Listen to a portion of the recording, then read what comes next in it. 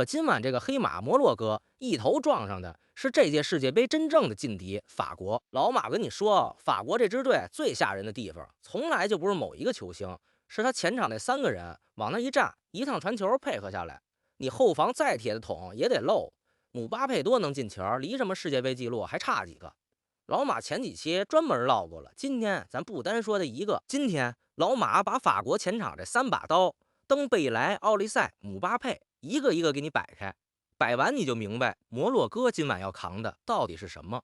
老马先给你交个底，这3个人，一个是现役的世界最佳，一个是本届世界杯的助攻王，一个是法国队长兼头号射手，随便拎一个出来，搁别的国家队都是绝对核心。法国硬是把仨这样人摆在了同一条锋线上。先说个理儿，一支球队最难防的是什么样的进攻？不是一个跑得快的，也不是一个特别能进球的。真正让后卫做噩梦的是仨人，仨都能带球突，都能传球，都能自己射门，还彼此心里门清，知道队友下一步往哪儿跑。说的再具体点儿，姆巴佩踢左边，登贝莱踩右边，奥利塞在他俩身后穿针引线。你摩洛哥的2个边后卫往前顶吧，怕被姆巴佩、登贝莱抓身后那片空地；往回缩吧，中间那块地儿就交给奥利塞随便传。你把人手全堆过去盯姆巴佩，那登贝莱、奥利塞就从2边活过来了。你分兵去看2边，中路又漏给了姆巴佩，左中右3条线一块给你拉扯开，3个点你2只眼睛顾得过来俩，顾不过来仨。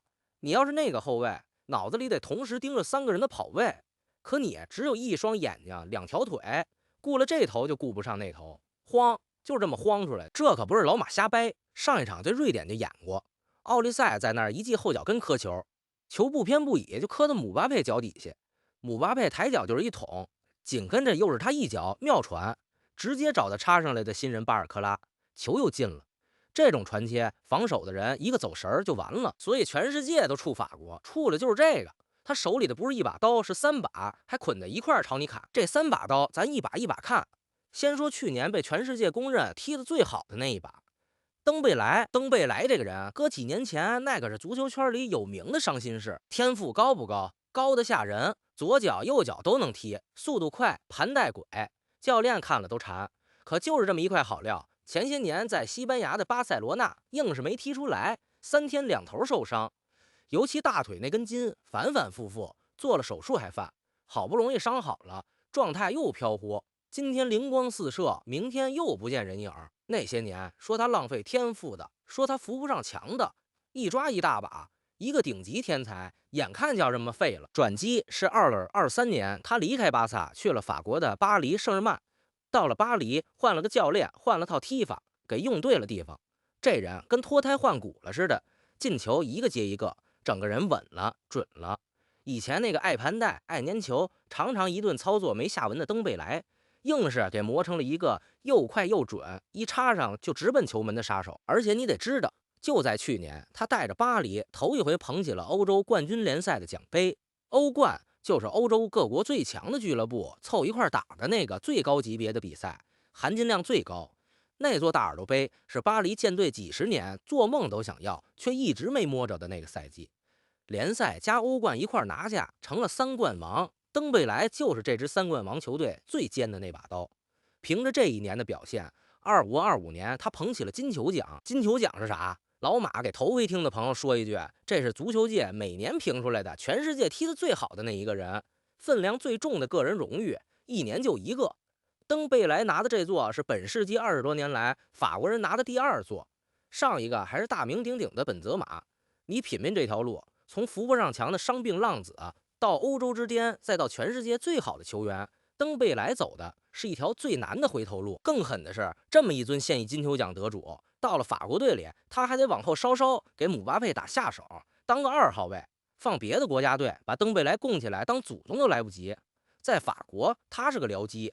这届对挪威那场，他上半场一个人就进了3个球，够快够狠。可这也只是法国这台机器里的一个零件。你就琢磨琢磨这画面，一个能拿金球奖的人，在这支队里都只是个绿叶，那当红花的姆巴佩得多恐怖。那给登贝莱给姆巴佩喂球，把这条锋线一根线串起来的人是谁呢？第2把刀，奥利赛这个人来路特别有意思，他是在英国伦敦长大的，从英格兰的水晶宫队一步步踢出来的。这一路他不是含着金汤匙上来的，是从英格兰的低级别联赛一级一级自己踢上来的。论血统，他爸是尼日利亚人，他妈有法国和阿尔及利亚的血统，掰扯下来，这小子当年能选的国家队，一只手都数不过来。英格兰、法国、尼日利亚、阿尔及利亚，连海地都沾点亲，这么多选择摆面前，他最后穿上了谁的球衣？法国。为啥？他打小的偶像就是法国那两位传奇齐达内和亨利，从小就做梦要为法国踢球。2024年，他转会去了德国的拜仁慕尼黑，头一个赛季就被评上了德甲的赛季最佳球员。德国顶级联赛一整年踢得最好的那一个就是他，属于那种大器晚成，这2年才真正爆发的类型。在法国队里，奥利赛干的是最不起眼又最要命的活，由守转攻的那个传球中枢，专门给前头的人喂球。你光盯着进球榜看不见他，可你看助攻榜，就是专门统计谁把球传出去，队友接着把他打进的那个榜。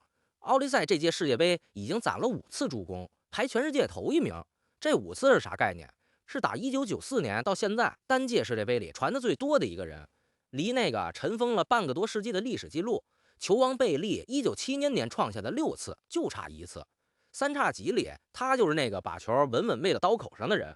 他不抢镜头，不争进球，可你要是把他从法国这条锋线上抽走，姆巴佩和登贝莱立马就少1多半的机会，好些进球都是他一脚看着平平常常的传球给盘活的。可偏偏这么一个关键先生，今晚要带着一颗雷上场。上一轮对巴拉圭，奥利赛吃了一张黄牌，那球其实挺冤，他就拉了对方一下球衣，巴拉圭那球员一下就倒地上，捂着脸，回放一看，压根没往脸上招呼。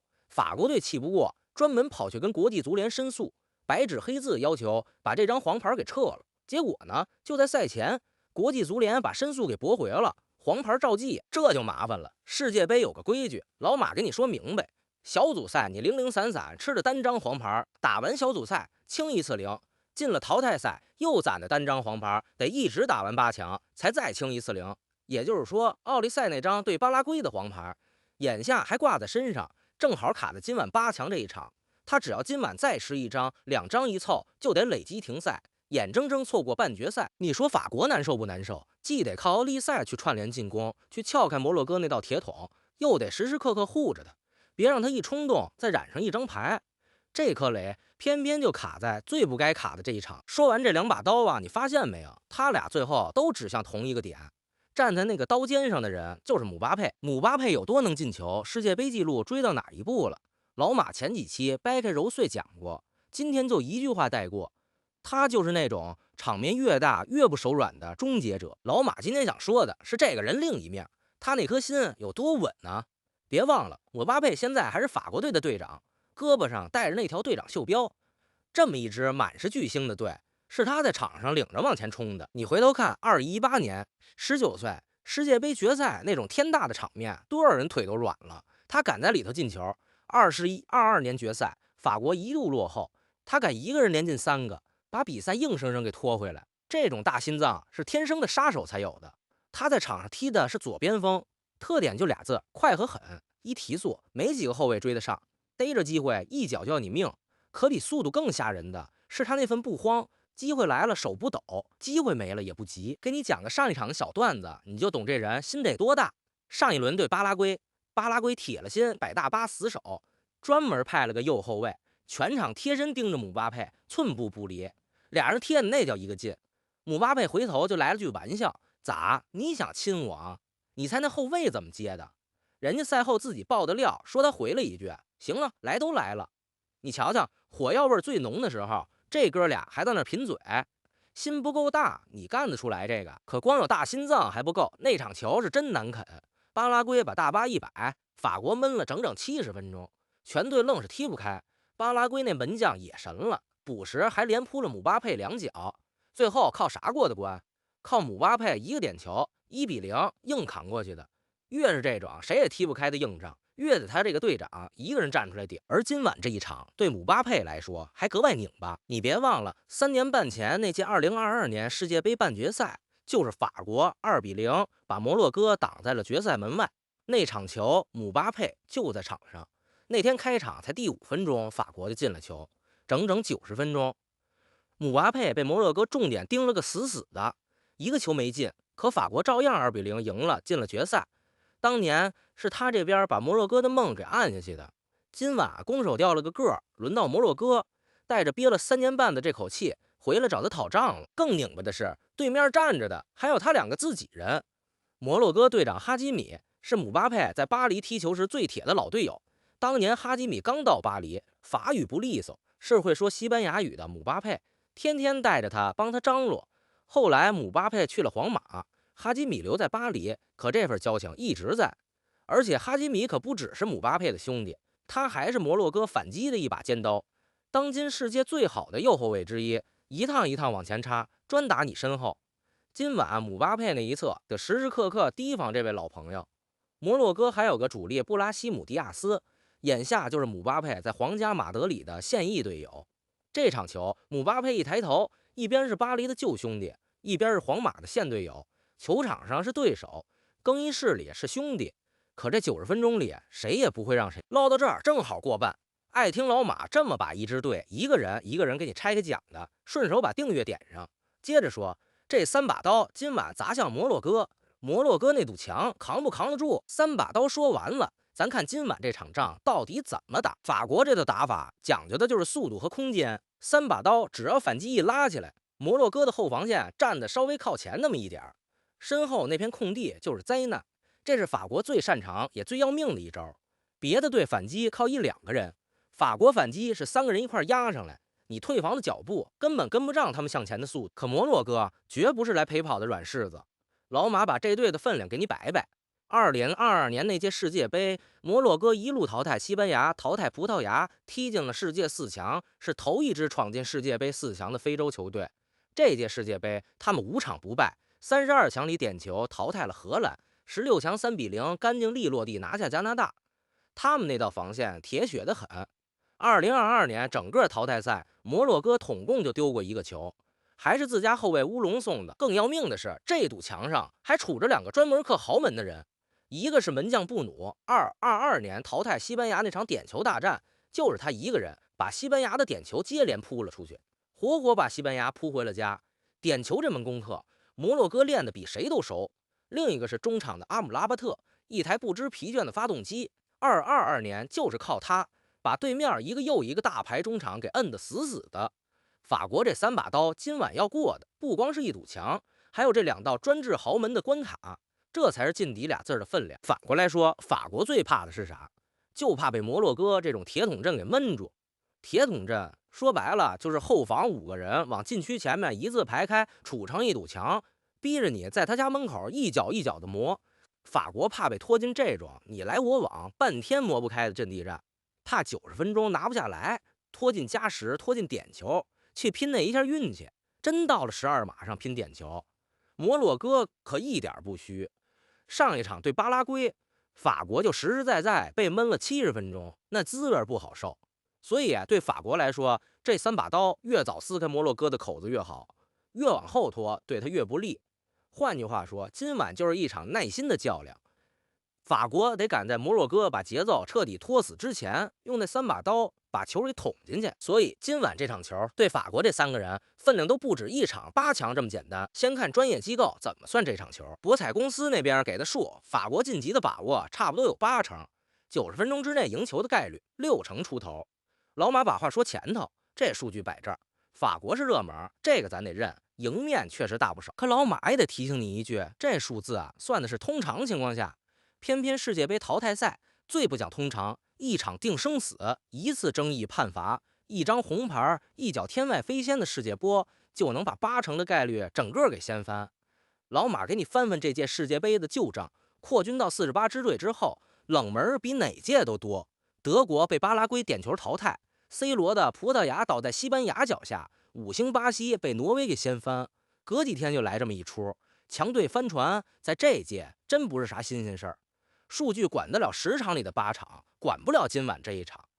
今晚这一场得踢完了才算数。还有一层悬念，就是前头埋的那颗雷。就算法国今晚过了关，奥利赛那张黄牌只要今晚再添上一张，半决赛这把喂球的刀就得歇菜。赢的球也可能崩了阵。这是法国今晚除了赢球之外，还得多操的一份心。说到底，法国是奔着大力神杯来的。2018年他们捧过一次，22年差一个点球又没够着，再加上场边那位打完这届就退休的老帅德尚，一心想用这座杯子给自己收尾，全队从上到下都憋着一口气儿。可越是这样的大目标，越经不起淘汰赛里的一次意外。再往后看一眼，法国要是过了摩洛哥这关，半决赛大概率碰上西班牙或者比利时，那才是这半个赛区真正决赛级别的对决。当然，这都是后话，前提是今晚先得过摩洛哥。你看这场球的分量，法国要是赢了，这套三叉戟就继续朝着大力神杯往前砍。摩洛哥要是把法国给掀翻了，那就是非洲球队又一次改写历史，当面把3年半前那笔账算个清清楚楚。哪个剧本都能写进世界杯的史册。最后，老马给你收个口，法国这支队最让人睡不着觉的，从来不是他世界排名第几，是他前场那3把刀捆在一块朝你砍的那个样子。一个从扶不上墙的伤病浪子，一路走成全世界最好球员的金球先生；一个在伦敦长大，手握一堆选择，偏偏要穿上法国球衣的组织核心；一个场面越大越不手软，还缠着2段兄弟旧情的队长终结者。